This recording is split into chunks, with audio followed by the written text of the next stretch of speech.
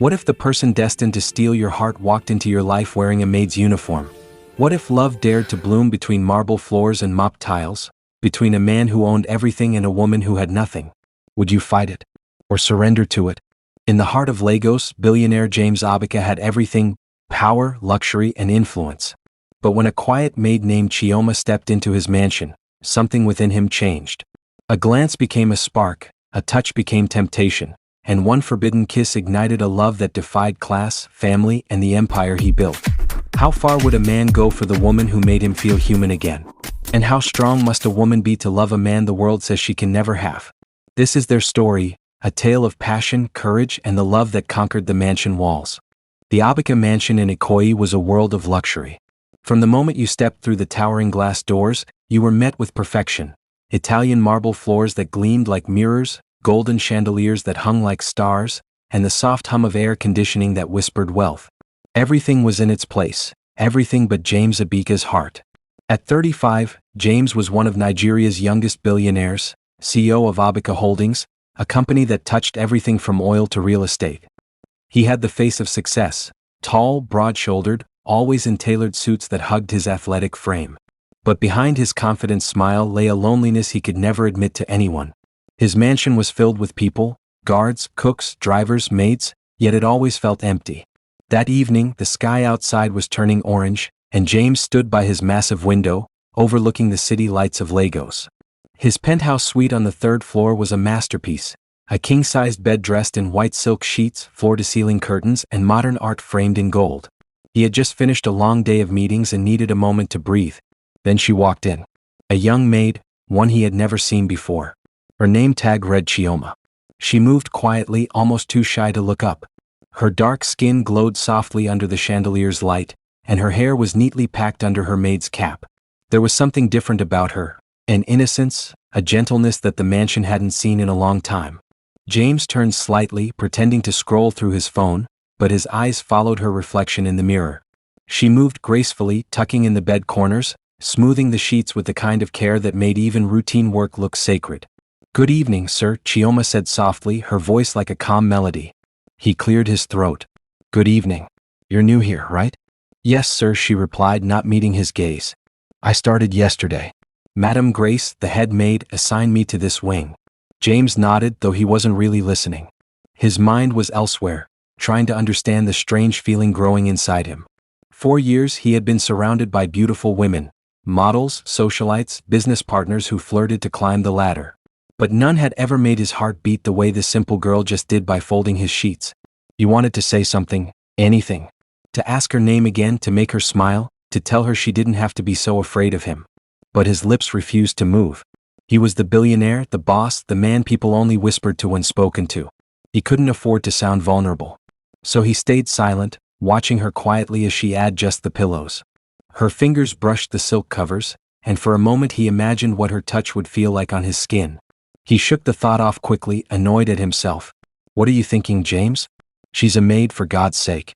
When she finished, Chioma turned to him, clutching the edges of her apron. "Is there anything else I should do, sir?" He met her gaze finally.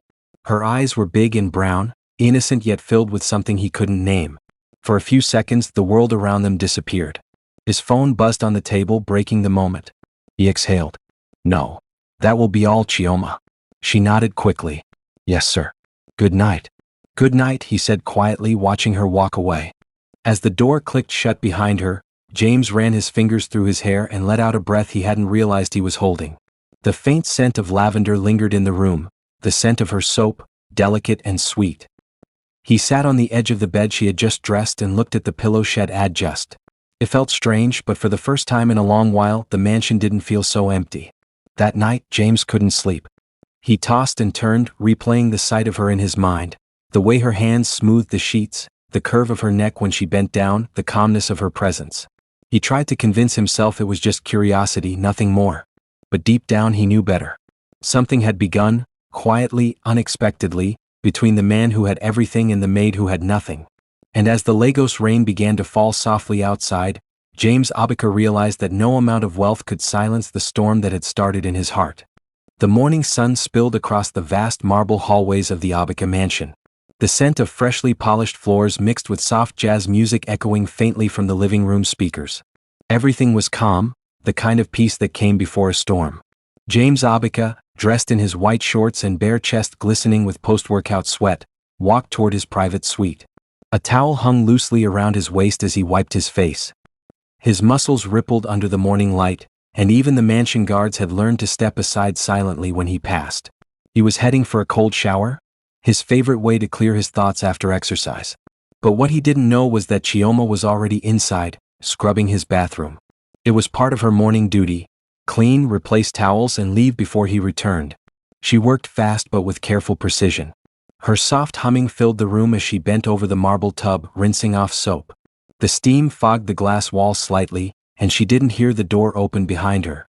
James entered, running his hand through his hair, his mind miles away. He pushed open the glass door leading to the bathroom, and froze. There she was, Chioma, bent slightly over the tub, her uniform hugging her figure, unaware of his presence. For a second he couldn't breathe. Then she turned. Their eyes met. "Sir," she gasped, her hand flying to her chest. I didn't know you were here." "I'm sorry, sir." He blinked, startled but captivated. "I didn't know you were cleaning." "I'm sorry." She turned quickly, trying to leave before embarrassment swallowed her whole. But her wet shoes betrayed her, she slipped. "Ah." James lunged forward instinctively. His arms wrapped around her waist, pulling her close before she could hit the marble floor. Her palms landed on his bare chest. The warmth of his skin, the firmness of his muscles, everything around them vanished in that single moment. Her heart pounded against his. Their faces were so close that she could feel his breath on her lips. For a heartbeat, no one moved. Then James whispered, almost unconsciously, "You should be careful, Chioma." She nodded quickly, but her eyes betrayed her confusion, and something else. Something she didn't understand. When he saw her trembling, his grip softened, but his gaze lingered. His voice was lower now. "I didn't mean to scare you." "Okay, sir." Her words were barely audible. He should have let her go. He knew he should. But instead, his fingers brushed her cheek, a single reckless gesture. And before either of them could think, he lowered his head and kissed her. It was soft at first, almost a question. Her lips froze under his. But when he realized what had done, he pulled back immediately, breathing heavily. "I'm sorry," he said, stepping away, his voice thick with guilt and desire. "I shouldn't have done that." Chioma stood still, her fingers trembling against her lips. She didn't know what to say.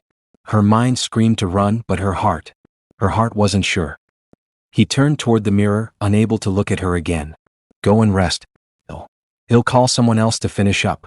"Yes, sir," she whispered, quickly gathering her things. She rushed out of the room, her face flushed, her heart racing faster than her feet. The scent of his cologne, rich and masculine, clung to her like a secret she couldn't wash away. James stood alone in the bathroom, staring at his reflection. His chest rose and fell rapidly as if he had just fought a battle. "What's happening to you, James?" he muttered. "She's your maid." But no matter how many times he told himself that, the memory of her soft lips lingered. That night, when he lay in bed, he thought about her again, how small she felt in his arms, how her eyes widened when their lips met.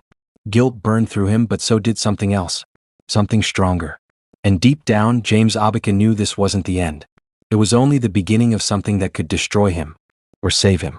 The night breeze flowed gently through the wide corridors of the Abaca mansion, carrying the scent of roses from the courtyard garden. The sky outside glittered with Lego stars, and soft instrumental music drifted from the living room. But inside James Abaca's heart, there was only chaos. It had been 3 days since the bathroom incident, 3 days since he'd kissed his maid. He had avoided her completely since then, not because he didn't want to see her, but because he was afraid of what might happen if he did. The memory of her lips still haunted him. It wasn't just attraction, it was something deeper, something he couldn't explain. But that evening, as he returned home from a long meeting, he heard a soft sound coming from his room, the rustle of fabric, the faint scent of lavender again. He opened the door quietly. There she was, Chioma. She was standing by his bed, smoothing the sheets, her hair neatly tied back, her small hands working gently. The soft yellow light from the chandelier fell on her skin, making her glow like golden bronze. She hadn't noticed him yet. James leaned against the doorframe, his breath catching. His chest tightened. He had told himself to move on, that she was just a maid, a temporary worker. But the sight of her so close again undid every ounce of control he had. He took a slow step forward. She sensed someone behind her and turned. Her eyes widened instantly. "Sir," she gasped, clutching the bed cover to her chest. "You startled me." James didn't answer right away. He just stood there, his gaze steady. "You didn't hear me come in?" "I'm sorry, sir. I was just finishing your bed." He nodded slowly, but his eyes didn't leave hers. The silence between them grew thick, heavy with everything unsaid since that day in the bathroom. She looked nervous. "He'll go now," she said, trying to move past him. But before she could take another step, he reached out and gently caught her wrist. "Wait," he said softly. She froze, her breath catching. Her heart raced as she turned to face him. "Sir?" His grip tightened slightly, but not enough to hurt, just enough to hold her there. He took a step closer until she could feel his breath on her skin. "Chioma." He said her name like a secret. "I can't keep pretending I don't feel something for you." Her lips parted, but no sound came out. "I've tried to forget what happened," he continued, his voice low and strained, "but every time I close my eyes, I see you. When I walk through this house, I hear your voice. I know I shouldn't feel this way, but I do." "Sir," she whispered, shaking her head, her voice trembling. "Please don't say that. People will talk. I'm just a maid." "You're—" He didn't let her finish. He pulled her gently closer until their bodies touched. Her eyes widened as she felt the warmth of him, the strength in his arms. "You're not just anything," he whispered. "You're the only thing that's felt real to me in years." And then he kissed her. It wasn't rushed this time. It was deep, slow, and full of everything he had been holding back. She stiffened at first, her heart pounding, but as his lips lingered on hers, something inside her melted. Her hands, trembling, rose to his chest, not to push him away but to hold on to him. When he finally pulled back, their eyes locked, his full of longing, hers filled with confusion and emotion she couldn't name. "Tell me you don't feel it too," he said quietly. Tears shimmered in her eyes. "I don't know what I feel anymore," she whispered. "All I know is, this is wrong. You're my boss." James cupped her face gently, wiping away a tear with his thumb. "Then he'll stop being your boss," he murmured. "I just want to be the man who looks at you like this, the man who loves you." Her breath hitched. She wanted to resist, to run, but her heart betrayed her. He kissed her again, deeper, more desperate this time. She responded slowly, her hands finding their way around his neck. The room seemed to spin around them as the tension that had built for weeks finally exploded into passion. He lifted her gently, laying her on the very bed she had just made. The silk sheets rustled beneath them as his lips trailed from her neck to her shoulder. She trembled beneath his touch, torn between fear and an emotion stronger than she had ever known. "James," she whispered, for the first time saying his name. He stopped, looking down at her with intensity in his eyes. "Say it again," he breathed. "James." He smiled faintly. "You don't have to be afraid of me." And with that promise, the line between master and maid blurred completely. That night, they shared a love neither of them had planned for, a moment that would change everything. When the morning came, the bed told a story of passion and innocence lost. The morning sun filtered softly through the thick cream curtains of James Abika's bedroom, bathing the room in a golden glow. The mansion, usually alive with movement, was still silent. The only sound was the quiet hum of the air conditioner and the rhythmic beating of two hearts that had crossed the line between duty and desire. Chioma stirred slowly, her head heavy and her body weak. She blinked a few times before her vision cleared, and then the reality before her hit like thunder. She was lying on the Billionaire's silk sheets. Her uniform was neatly folded over the armchair. The air smelled of luxury, and him. Her eyes drifted downward, and her breath caught. A small, crimson stain marked the white bedsheet. Her heart stopped. Tears filled her eyes as she clutched the sheets to her chest, trembling. "No, this can't be real." Memories from the night before flashed back in fragments. His voice whispering her name, his touch, the warmth of his arms, the way her heart surrendered despite her mind screaming no. She had given him something she could never take back. She sat up quickly, wrapping the blanket around her naked body. "Oh God, what have I done?" she whispered. Her chest heaved as she looked toward the man beside her. James lay half asleep, the morning light caressing his bare shoulders. He looked peaceful, almost boyish, nothing like the powerful billionaire the world knew. But the peace in his face only made Chioma's panic worse. She couldn't think straight. She needed to get out, to breathe. Her trembling hands reached for her uniform on the chair, but before she could stand, his deep, sleepy voice filled the room. "Chioma." She froze. He turned his head slowly toward her, a soft smile curving his lips. "You're awake." Her throat tightened. She clutched the blanket closer, unable to meet his gaze. Sir, please. I shouldn't be here. He sat up, resting his back against the headboard, the sheet falling slightly to his waist. His eyes softened when he saw her tears. Don't call me sir right now, he said quietly. Please. Then what should I call you? She whispered shakily. James, he said, his voice low, gentle. Just James. Her heart ached at how tender he sounded, but fear kept her from believing it. James. What happened last night? It wasn't supposed to happen. I'm your maid. I work for you. People will say terrible things. He reached for her hand, but she pulled away, shaking her head. You don't understand, she cried softly. I've never done this before. He stilled. His gaze softened even more. You mean? Yes, she said in a whisper, tears falling down her cheeks. I was a virgin. James' expression changed instantly, surprise then guilt. He ran a hand through his hair, exhaling deeply. Chioma, I didn't know. I swear I didn't know. She turned away, hugging her knees under the blanket. I don't blame you, sir. I mean, James. I let it happen too. Her voice broke. I don't know how to face myself now. He moved closer, placing a gentle hand on her shoulder.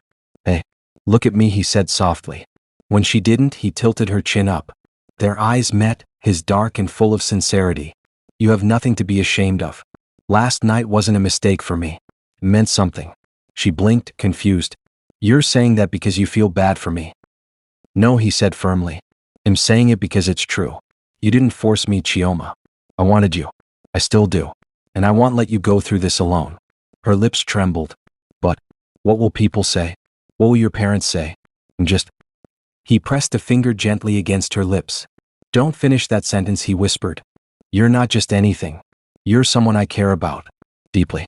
For a long moment, silence filled the room.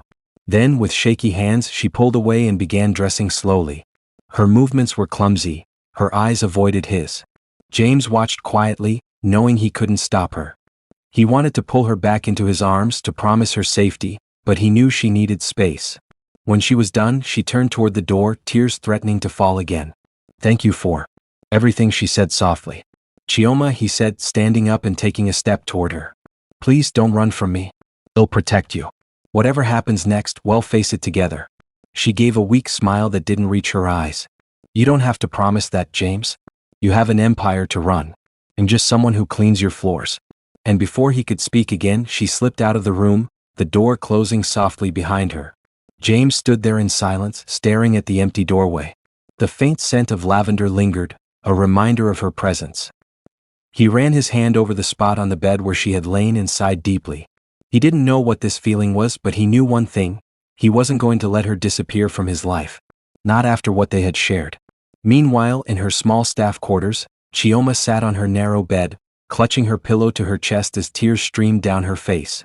She replayed his words, "You're not just anything," over and over, but her mind was filled with fear and doubt. Was what happened real? Would he still look at her the same tomorrow? Or was she just another story whispered in rich men's mansions? That night she didn't sleep. The mansion felt too big, too cold, too full of memories. By dawn, she made a decision that would change both their lives. She packed her small bag, folded her uniform neatly on the bed, and left the mansion quietly without a goodbye. But fate, as always, wasn't done with them yet. The morning breeze drifted through the small window of Chioma's one-room apartment in Surulere. The air was heavy yet silent, the kind of silence that carried both fear and revelation. For 2 weeks, she had woken up nauseous, dizzy, and strangely emotional. The thoughts she had been trying to ignore now stood tall in her mind like an uninvited guest. Her trembling hands gripped the pregnancy test strip tightly. The 2 pink lines stared back at her. Her breath caught. Her heart raced so fast she thought it might stop. No, it can't be. She whispered, tears gathering in her eyes. But deep down she knew the truth. The memories of that night, his lips, his warmth, his promise, rushed back to her like a storm. She remembered the blood stain on the white bedsheet, the tenderness in his voice when he said, "Don't worry, Chioma. I'm here for you." Now he wasn't. She had run from the mansion, ashamed and confused. The thought of facing him again terrified her. Would he believe her? Would he think she was trying to trap him? She pressed her palms against her face, weeping silently. Oh God, what have I done? Meanwhile, at the Abaca mansion in Banana Island, James' world was falling apart in a different way. He had searched every corner of the house, her small quarters, the laundry area, even the servants' passage, but Chioma was gone. Gone without a word. Days passed, then weeks. He contacted the maid agency that brought her, but they only gave vague responses. Sir, she left without notice. We don't have her file anymore. That answer infuriated him. Find it, he barked. They'll pay whatever it costs. But there was nothing. Each evening, he stood by the balcony overlooking the Lagos lagoon, the city lights shimmering on the water below. His mind echoed with her laughter, her shy glances, the scent of her jasmine perfume. He couldn't sleep. He couldn't focus on business. Had fallen for her completely, not just the way she made his bed or cleaned his home, but the way she made him feel alive again. Back in Surulere, Chioma sat on her narrow bed, staring at her cracked mirror. Her reflection looked strange, her eyes softer, her belly flat but harboring a secret that would soon show. A voice inside her screamed, abort it. He's a billionaire. You're nothing. This will destroy you. Another voice, gentler and firmer, whispered, keep it. It's part of you. And him. Torn between fear and hope, she finally picked up her old phone and typed a message. Sir, I don't know how to say this, but I'm pregnant. It happened that night. I didn't mean for it to. I'm sorry. Her finger hovered over the send button for minutes before she finally pressed it. Then she waited, heart pounding, palms cold, breath trembling. Seconds later, her phone vibrated.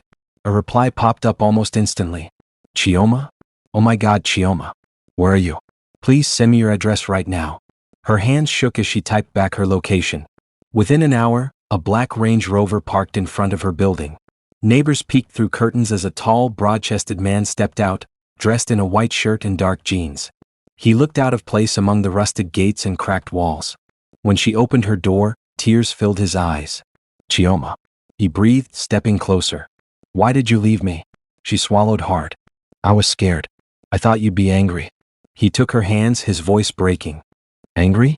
I've been going crazy looking for you. I thought I lost you. He cupped her face gently. You're carrying my child? She nodded, tears streaming down her cheeks. A slow smile spread across his lips. He kissed her forehead tenderly. You don't know how happy you've just made me. He didn't take her back to the mansion immediately. Instead, he drove her to a boutique in Victoria Island. The store was lined with elegant maternity dresses, designer bags, and soft fabrics that shimmered under the lights. He told the attendants, whatever she wants, pack it. No limits. Then they went to a suya spot by Elagushi Beach, where he fed her with his hands, laughing and teasing her as if they were teenagers. For the first time since that night, she smiled freely. As the waves rolled softly against the shore and the Lagos skyline shimmered in the distance, James leaned closer and kissed her. I don't care what anyone says, Chioma. You're mine. And this baby is my greatest blessing. That night, when he took her back to the mansion, the other maids watched from the corridor, whispering behind jealous glances. But James didn't care. He walked with his arm around her waist, proudly. To him, Chioma wasn't the maid who cleaned his room anymore. She was the woman who would change his life forever. The following weeks unfolded like a storm, beautiful and chaotic at the same time. Chioma's belly began to show slightly, and though her cheeks glowed with early motherhood, she could feel the tension in the mansion. The other maids whispered when she passed.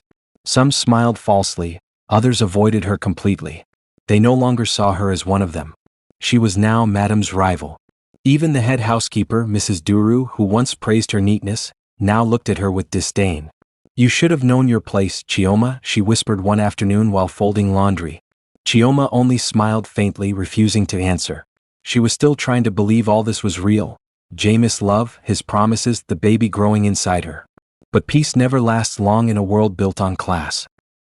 One morning, as James drove Chioma to her prenatal appointment, his phone buzzed. It was his mother. He hesitated before answering, already feeling the weight of her disapproval. Good morning, Mum. Her voice came sharp and cold through the speaker. James, is it true? He sighed, his hands tightening on the steering wheel. If you're referring to Chioma, yes. It's true. Pause. Then his father's voice cut in. Son, you have brought shame upon this family. A maid? Pregnant with your child? What are you thinking? James parked by the roadside and leaned back, rubbing his forehead. Dad, I love her. I'm not ashamed. Love. His father scoffed. Love doesn't build empires. Love doesn't sustain legacy. We didn't raise you to throw away generations of work over a fling. It wasn't a fling, James snapped. It was never about desire, It was about her heart. She's real. She's pure. She's everything this fake world isn't. His mother's voice trembled with emotion. James, you're blinded. If you don't end this madness, your father will disown you. You'll lose everything, your company shares, your inheritance, everything. James' voice was quiet but firm. Then I'll build something new. You built your empire with wealth. I'll build mine with love. There was silence, then his father's cold reply.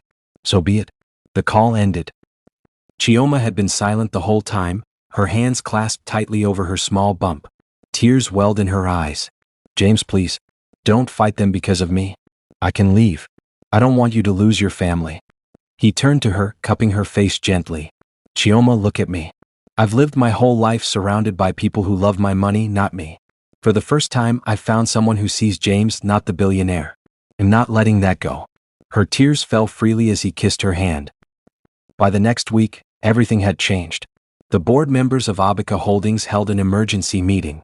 James' father publicly announced that his son was being relieved of all executive duties due to personal misconduct and actions unbecoming of the family's reputation. News outlets feasted on the story. Abaca heir disgraced by Maid scandal. From mansion to mayhem, billionaire's son chooses love over legacy. James became a trending topic overnight. But amid the chaos, he remained calm. Every night, he held Chioma close, whispering, "Let them talk. The noise will fade. What we have won't." Months passed and James started over. He launched a small tech logistics company in Ikja, Obi Tech Logistics. It began with just 3 vans, 5 employees, and the same determination that once built his father's empire. Chioma stood by him every step of the way. Even heavily pregnant, she helped him design company flyers, cook meals for his staff, and pray before every contract meeting. Then one stormy night she went into labor.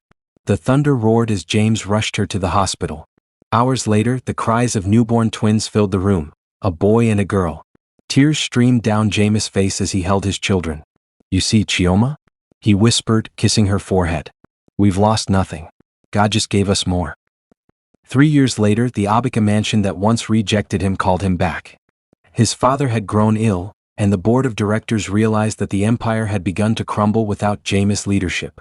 They summoned him to take back control. The sun rose gently over the skyline of Lekki Phase 1, washing the white walls of the Abaca residence in a warm golden hue. The home wasn't the mansion James once inherited, it was better. It was theirs. The modern architecture gleamed with sleek glass panels and polished marble. The living room had soft cream leather sofas, a giant aquarium glowing in turquoise light and floor-length curtains that danced with the morning breeze. A portrait of James, Chioma, and their twins hung proudly above the fireplace, not a symbol of status but of triumph. The laughter of children echoed through the hallway. Little Zion and Zara, both 3 years old, were chasing each other around the breakfast table while Chioma tried to feed them. Zion, come back here. She called, giggling as her son dodged her spoonful of pap. Mummy, I want bread like Daddy. He protested, running behind James, who sat at the counter with a cup of coffee and his laptop open. James chuckled, scooping the boy up. You heard him, sweetheart. The young man wants to join the CEO Breakfast Club. Chioma rolled her eyes playfully. And the CEO of Mess Club too. Their laughter filled the air, simple, genuine, the kind of joy that wealth alone could never buy. James had rebuilt everything he lost, not through inheritance but through perseverance. Obi Tech Logistics, the company he started from scratch, had now become one of the top logistics firms in Nigeria, known for innovation and integrity. One evening, his phone rang while he reviewed contracts in his study. It was a number he hadn't seen in years, his father's secretary. Good evening, sir, she said respectfully. The board requests your presence. The chairman would like to see you personally. James froze for a moment. After 3 years of silence, they wanted him back. The following day, James and Chioma arrived at the Abaca Holdings headquarters in Victoria Island. The tall glass building shimmered in the sunlight, just as intimidating as the last time Head walked out of it, stripped of title, dignity, and family honor.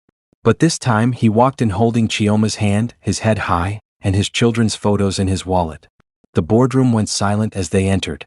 Men in suits who once laughed behind his back now stood to greet him. His father, older and weaker, sat at the end of the long mahogany table. His eyes softened when he saw his son. James. He began, his voice faint. I doubted you. I thought you'd destroy yourself for love. But you built more than I ever imagined. You built respect. Tears glistened in Chioma's eyes as she watched the two men who once stood on opposite sides of pride and love finally meet again. James knelt briefly beside his father. "I didn't want to prove you wrong, Dad. I just wanted to live right." His father nodded slowly. "Then take your place again as my son, and as the rightful head of this empire." That evening, the Abika mansion opened its gates once more to James and Chioma. This time not as scandal but as honor. Family members, friends, and even the staff lined up in the beautifully lit compound to welcome them. The chandeliers glowed golden, the marble floors shone, and the air was filled with music and celebration. Chioma stood by the balcony later that night looking out at the city lights. Her heart was full. She remembered the first day she had entered this house, a maid with a mop and bucket in hand, trembling at the sight of her employer. Now she was standing there as his wife, a mother, a queen in her own right. James walked up behind her, wrapping his arms around her waist. "Do you ever think about how far we've come?" he whispered. She smiled softly. "Every day. Sometimes I still wake up thinking you'll hear the other maids calling me for chores." He chuckled. "Well, the only chore you have now is to keep stealing my peace in my heart." She turned in his arms, meeting his gaze. "You lost everything for me, James. And you never complained." He kissed her forehead tenderly. "I didn't lose anything, Chioma. I found everything that ever mattered." Later that night, as the twins slept and the world grew quiet, James scrolled through his phone and saw a headline that made him pause.